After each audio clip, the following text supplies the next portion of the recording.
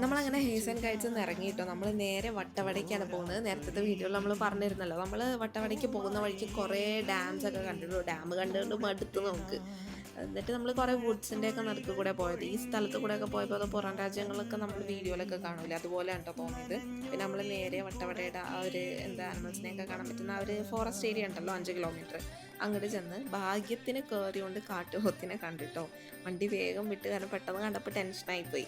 കുത്താൻ വരുമോ, ഇതാവോ എന്നൊക്കെ വിചാരിച്ചിട്ട് അങ്ങനെയുള്ള ഇങ്ങനെയൊക്കെയോ വീഡിയോ എടുത്തത് അതിൻ്റെ. അതാണ് ഇപ്പോൾ നിങ്ങൾ കാണുന്നത്.